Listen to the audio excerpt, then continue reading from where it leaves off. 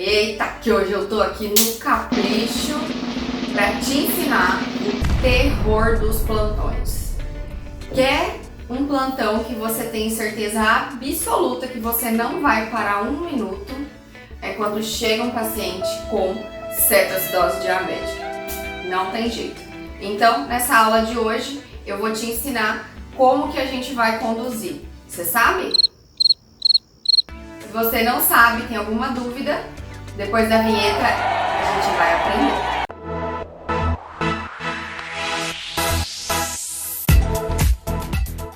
Cetoacidose diabética. A complicação mais frequente dos pacientes com diabetes mellitus do tipo 1, que é uma diabetes autoimune, que esse paciente vai ter uma insuficiência na produção de insulina, certo? Por uma lesão pancreática. Você pode pegar esse paciente como uma primodescompensação, que chega a acontecer até 30%, 40% dos diabéticos, dependendo da literatura. Ou você pode pegar um paciente já sabidamente diabético, que descompensou com a cetoacidose. Os pacientes já diabéticos, a causa de descompensação é o erro nas doses da insulina, na aplicação, transgressão de dieta, tá? Mas a gente também não pode deixar de pesquisar em todos os pacientes com cetoacidose, tanto em primodescompensação quanto naquele que já tem o diagnóstico, as infecções, que também são causas frequentes dessa descompensação. Como que eu sei que o meu paciente está com cetoacidose diabética? Os critérios diagnósticos são 3. É glicemia maior que 200, glicemia maior que 200, um pH menor que 7,3 ou um bicarbonato menor que 15 na gasometria venosa, tá? Ou arterial, tanto faz. De preferência colha venosa, porque a gente não quer ver gases. A arterial é muito dolorosa, ok? E presença de cetonemia ou cetonúria. A gente sabe que a cetonemia ela é pouco disponível na maioria dos serviços. A gente consegue mais fácil ver corpos cetônicos na urina. Então, a partir dessas 3 alterações, a gente vai pensar o que está acontecendo com o meu paciente. Glicemia maior que 200. Então, o que está acontecendo com o paciente que não tem insulina suficiente? A insulina é o carreador da glicose que coloca dentro da célula. A célula está privada de energia, substrato energético. Então, o que o nosso organismo faz de forma compensatória? Vai aumentar os hormônios contrarreguladores, consequentemente vai haver glicogenólise, vai haver neoglicogênese às custas de quebra de proteínas e vai aumentar a glicemia. Mas adianta aumentar a glicemia se eu não tenho um carreador que põe para dentro da célula? Entendeu? Então, esse mecanismo compensatório, ele piora o seu paciente, porque o aumento da glicemia vai levar a uma diurese osmótica com desidratação, baixa perfusão dos tecidos e dos órgãos e também perda de eletrólitos na diurese, principalmente o potássio e o fósforo, tá certo? O que vai acontecer? Então, qual que vai ser o substrato energético que o nosso corpo vai usar?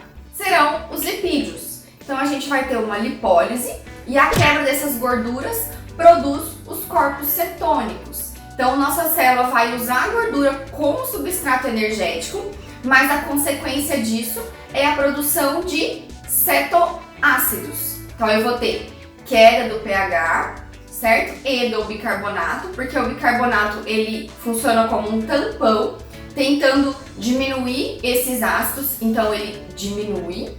E esses cetoânions, eles são vistos tanto no sangue, através da coleta da cetonemia, quanto na urina, através da eliminação de corpos cetônicos, certo? Então, é só a gente entender o que está acontecendo no corpo do paciente para eu poder pensar nos critérios diagnósticos. Então, fica uma coisa meio medular, porque se você entende o que está acontecendo, você consegue fazer o diagnóstico. A gente vai classificar esse paciente em leve, moderado e grave. Então, a cetoacidose diabética leve é onde eu tenho um pH menor que 7,3 e um BIC menor que 15. A moderada, o pH já vai estar menor que 7,2 e o bicarbonato menor que 10. E na CAD grave, o meu pH vai ser menor que 7,1 e o meu BIC menor que 5. Pensa comigo. Todo esse mecanismo fisiopatológico que eu falei para vocês, ele não acontece do dia para a noite. Ele vem acontecendo ao longo do tempo em que o seu paciente já vai manifestando sintomas clínicos, que são os poli, né? Poliúria, porque ele tem uma diurese osmótica, urina muito, polifagia, certo? Porque ele tá tendo quebra do glicogênio, quebra das proteínas, então ele sente mais fome. Polidipsia, vai beber mais água porque tá urinando mais. E mesmo com a polifagia, ele vai ter perda de peso, mas a gente tem outros sintomas também, que são a taquipneia, que é uma manifestação clínica, na verdade, compensatória da acidose. Porque se eu tenho uma acidose metabólica, meu organismo faz taquipneia para que eu tenha uma alcalose respiratória, compensando esse distúrbio ácido-base. Então, taquipneia. Os diagnósticos diferenciais importantes é pneumonia, porque aí a criança chega prostrada, no estado geral, taquipneica. Então, muitas vezes, o pessoal come bola, principalmente nas crianças pequenas. Outros sintomas, vômitos, dor abdominal, pode acabar passando como uma gastroenterite, então tem que ficar atento. O hálito cetônico também você pode apresentar, que ele é similar a um cheiro de uma maçã apodrecendo, tá bom? Respiração de Kussmaul, que é uma respiração profunda e suspirosa, como se ele estivesse suspirando. Como que eu vou avaliar esse paciente na emergência, então? Gente, ele é avaliado como qualquer criança gravemente enferma, certo? Se você não sabe fazer a avaliação, tem no card aqui em cima da aula 1, em que eu te ensino a fazer essa avaliação, ok? Como toda criança. Gente, uma criança que está com vômito e dor abdominal, ela vai ganhar um destro. Uma criança com rebaixamento de nível de consciência, ela precisa de uma glicemia. Então, às vezes, você pode nem estar suspeitando de cetoacidose como a sua primeira possibilidade. Mas as clínicas que ele apresenta te pede assim, vem na testa da criança, façam destro, façam destro, façam destro, ok? É mais comum a gente comer bola nas crianças menores, de 5 anos principalmente, porque a clínica realmente ela é mais sutil às vezes, tá? Nos casos mais leves, então essas crianças tendem a chegar mais graves, mas lembre, criança rebaixada, criança com vômito, dor abdominal, mau estado geral, desidratada, não está conseguindo se alimentar, destro. E esses sintomas eles vêm acontecendo ao longo de dias, ok? Então você não vai resolver a cetoacidose no seu plantão, não vai. Ele vai demorar no mínimo umas 12 horas aí para ele se compensar. Diz que tudo que vocês fizerem, os exames que forem coletados, as glicemias, as avaliações, elas devem ser feitas numa lista, tipo um checklist, para você poder passar isso para o próximo plantão. Porque não tem você pegar plantão de cetoacidose diabética de outro colega já é difícil, tá? Então tente deixar tudo anotadinho, certinho. Eu vou mandar essa criança para UTI se ela tiver com uma cetoacidose grave, rebaixamento do nível de consciência, uma ureia elevada, um PCO2 mais baixo do que aquele compensatório para o valor de bicarbonato. Lembra da fórmula? BIC vezes 1,5 mais 8 é o PCO2 esperado. Se esse PCO2 estiver muito abaixo do esperado, é indicação de internação em UTI. Crianças menores de 5 anos também. Se no serviço em que você tá, você não conseguir uma gasometria a cada 2 horas, vai mandar esse paciente para um lugar que tenha condições. Ah, eu não tenho.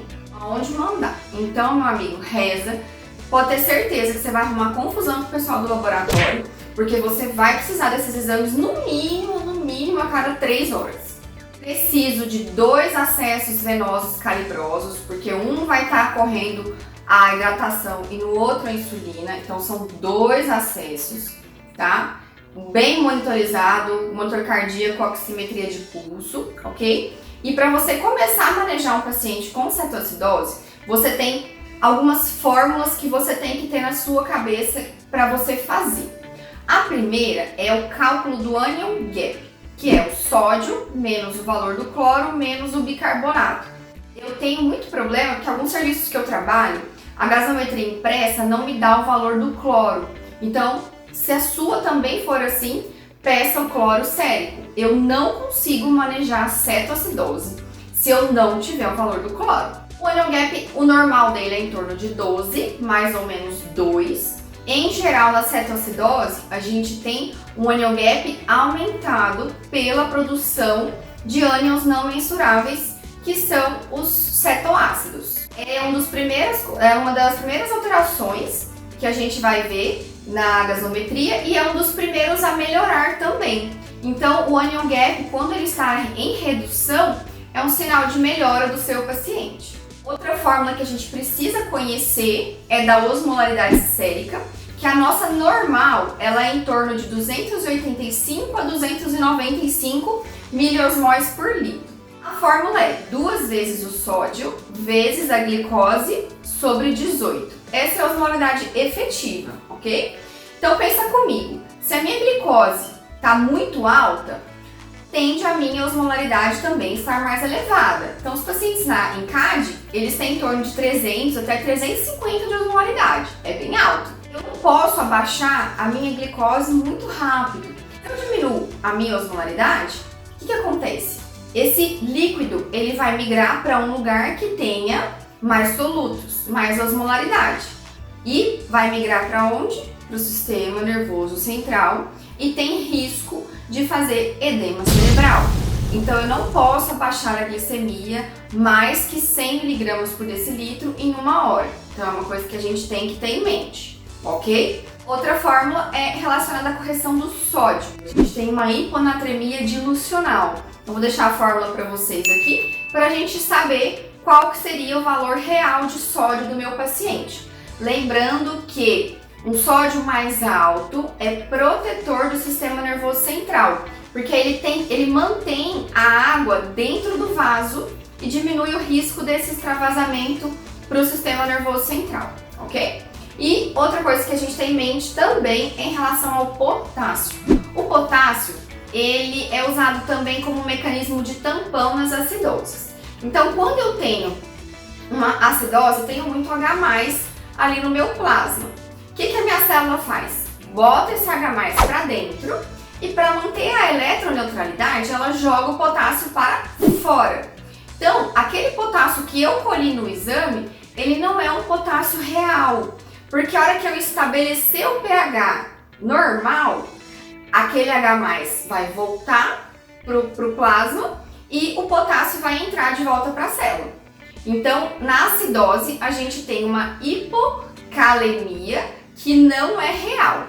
Vou deixar para vocês aqui uma fórmula que eu fiz, baseada no raciocínio dessa redução, que é assim, para cada 0,1 de pH que cai, eu tenho um aumento falso de 0,6 mEq por litro de potássio. Então eu preciso pegar o meu potássio do exame e subtrair esse valor de correção para eu achar quanto que é o potássio real.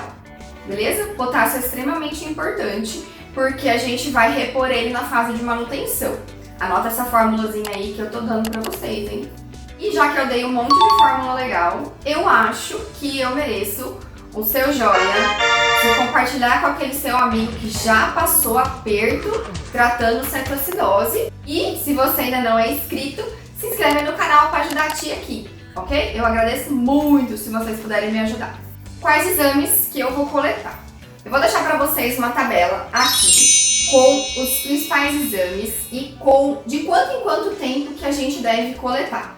A glicemia de 1 em 1 hora, ok? Aí você vai coletar a gasometria com os eletrólitos, função renal é muito importante. Se você estiver suspeitando que a descompensação foi infecciosa, você vai investigar o foco da infecção. Já entendemos todo o raciocínio, vamos tratar.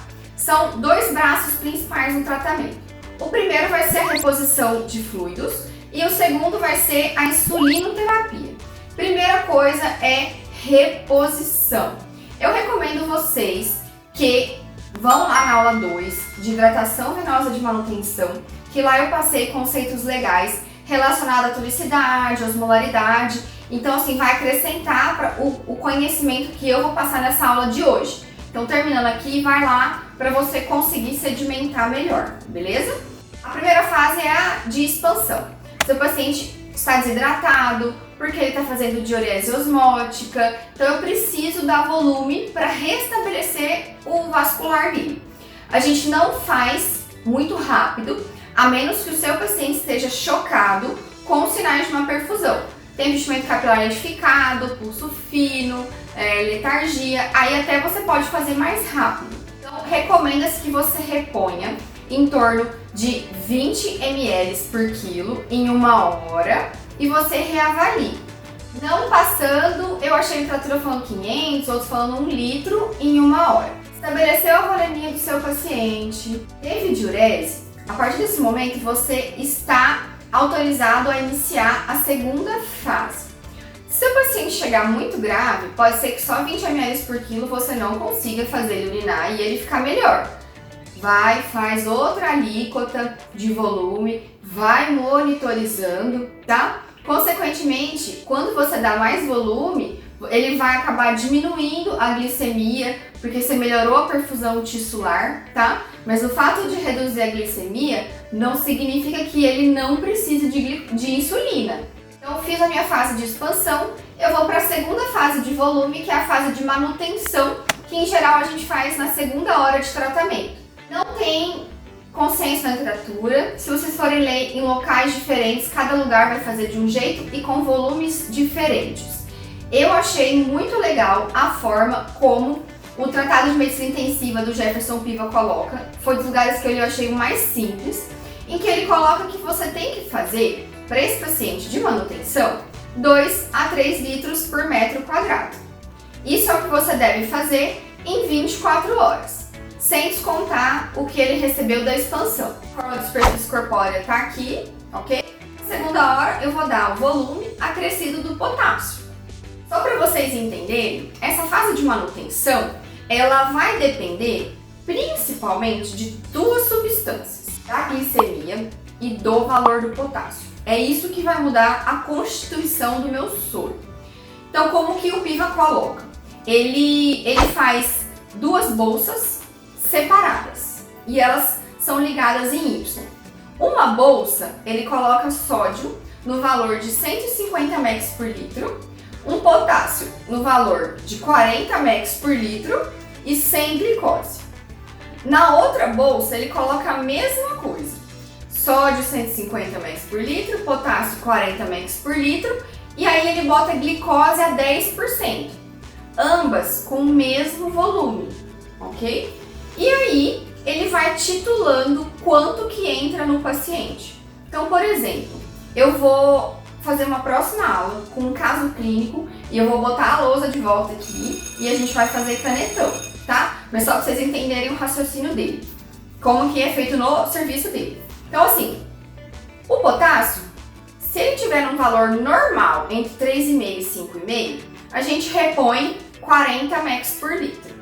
Se tiver menor que 3,5, eu reponho 60 mg por litro, que é o máximo que eu posso fazer em veia periférica. Se tiver maior que 5,5, eu posso não repor nada e recoletar em 1 a 2 horas e reavaliar, que se cair o valor do potássio, aí eu coloco.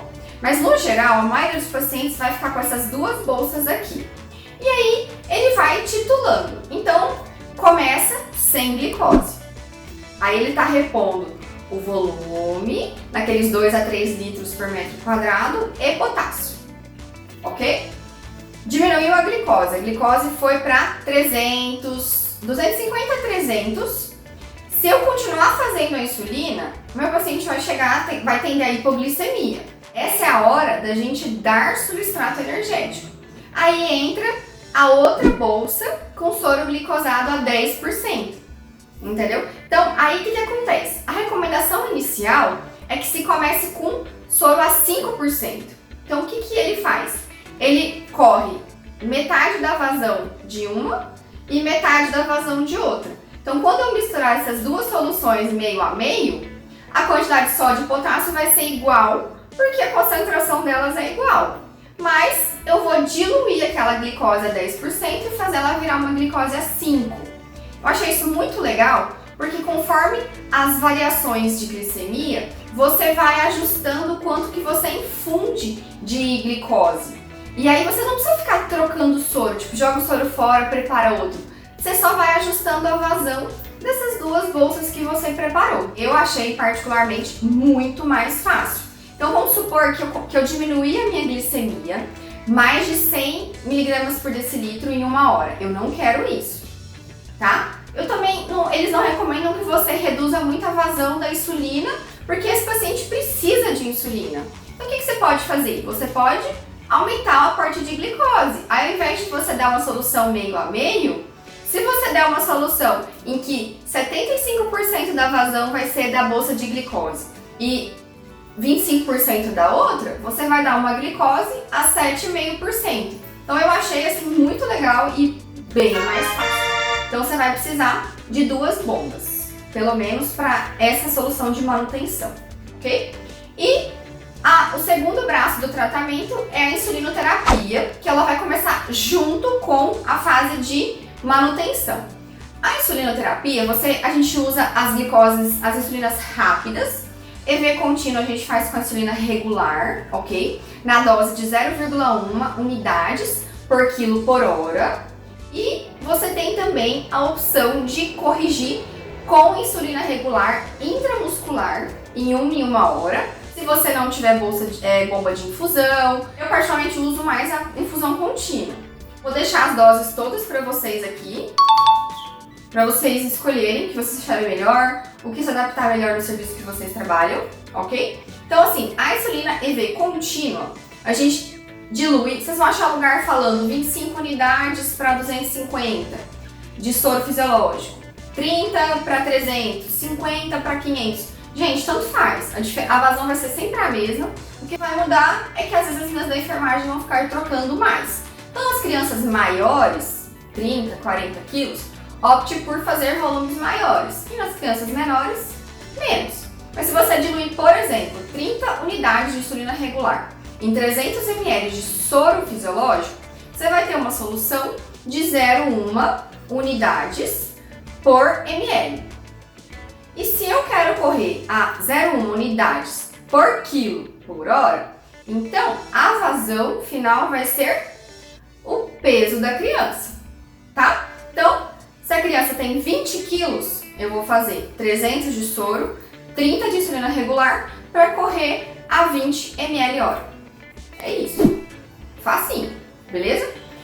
Não esquecer que, independente do volume de solução que eu faço, os 50 ml iniciais de solução eu tenho que jogar fora, porque essa insulina ela adere ali ao plástico do equipo e ela não funciona. Então 50 ml deve ser jogado fora, ok? E para monitorizar esse paciente, estou lá repondo o volume de manutenção potássio e a insulina. A cada 1 hora eu vou fazendo a glicemia e avaliando, ver se diminuiu de 300 ou não, para saber se eu ponho ou não glicose. E a cada 2 horas eu vou recoletando eletrólitos e a gasometria. Eu falo que ele saiu da cetoacidose. Se ele tiver um bicarbonato maior ou igual a 18, um pH maior que 7,3, já não tem mais cetonúria, nem cetonemia, é um paciente que já está mais acordado, o nível de consciência restabelecido, beleza. Então, naquelas minhas monitorizações eu fui vendo que o anion gap foi diminuindo, então beleza, o paciente saiu da cetoacidose. E agora? Antes de suspender a bomba, você faz uma insulina rápida, ou você faz a insulina regular meia hora antes de suspender a bomba, ou você faz a insulina lispro, que é a ultra rápida, 15 minutos antes, as duas na dose de 0,1 unidades por quilo, para você prevenir hiperglicemia de rebote. Você faz a sua insulina e aí você vai liberar a dieta para o seu paciente, você pode suspender o soro de manutenção, se os eletrólitos dele estiverem dentro da normalidade. O segmento desse paciente é recomendado que um endócrino pediatra esteja junto com você, mas a gente faz o quê? Em geral, a insulina e NPH na dose 2/3 da dose pela manhã, 1/3 à noite tá? A gente coloca de 0,3 a 0,5 unidades por quilo por dia, dividindo nessas proporções. Se você tiver a insulina lenta, ultralenta, que é a Lispro, aí você faz essa dosagem só uma vez ao dia, ok? Só de manhã. E você vai deixar a insulina regular conforme a glicemia capilar. Vou deixar para vocês uma tabelinha de sugestão de doses de você colocar para correção, se caso for primo descompensação. Se esse paciente já for diabético, você pode manter a que ele usava anteriormente até a avaliação do endócrino, beleza? Mas aí meu paciente saiu da cetoacidose à noite. Não consigo falar com o endócrino, tá todo mundo dormindo. E agora?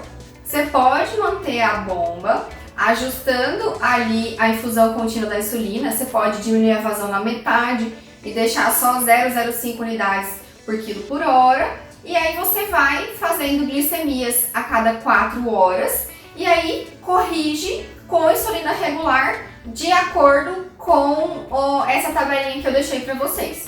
É uma opção. Vou falar para vocês um pouquinho agora das complicações. A gente tem uma complicação que seria a hipoglicemia. Se caso for uma hipo durante um paciente em cetoacidose e se ele estiver rebaixado, estiver sintomático, você repõe, mas você repõe numa dose menor do que a gente faz em crianças em não cetoacidose, que aí você vai fazer 200 mg por quilo, que seria 2 ml por quilo de glicose a 10%. Em bolos, ok? E continua, aí você vai avaliar se você aumenta a taxa de infusão de glicose ou se você diminui a insulina na bomba, tá? Então, gente, uma coisa é essa receita de bolo que eu passei pra vocês, tá?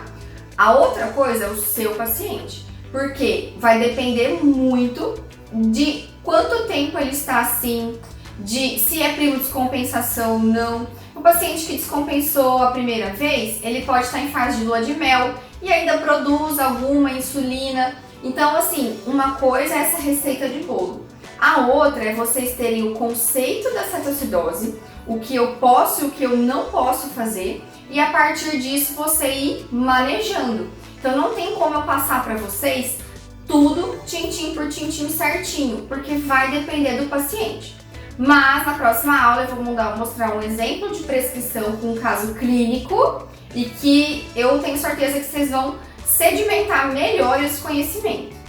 E outra complicação temidíssima é o edema cerebral. Principal causa de mortalidade e sequela neurológica na CAD, ok? Os fatores de risco principais são esses aqui, que eu já falei alguns para vocês. Muito cuidado com a quantidade de volume. Então, crianças que receberam mais que 4 litros por metro quadrado, elas apresentaram maior taxa de edema. Crianças que receberam bicarbonato, gente, eu não falei de bicarbonato, ele não é recomendado mais, nem nas acidoses graves, tá? Ele faz acidose paradoxal do sistema nervoso central. Eu falei pra vocês na aula de paradas sobre o bicarbonato.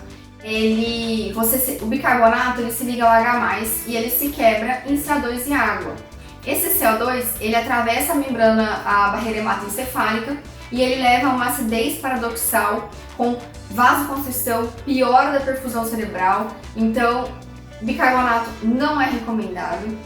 E para eu identificar um paciente com possível edema cerebral, existem critérios diagnósticos, critérios maiores e menores. Se eu tiver só um critério diagnóstico, eu falo que o meu paciente tem edema cerebral e eu preciso tratar. Se eu tiver 2 critérios maiores ou um maior e 2 menores, então esse paciente tem edema cerebral clínico e eu não preciso esperar exames para tratar, ok? Alguns trabalhos mostraram que os pacientes com cetoacidose, eles têm já um componente de edema cerebral, mesmo que às vezes clinicamente não manifesto. Então, a gente tem que ter muito em mente o que a gente não deve fazer para causar o edema cerebral, rapidez para identificar se esse edema está presente e mais rápido ainda iniciar o tratamento.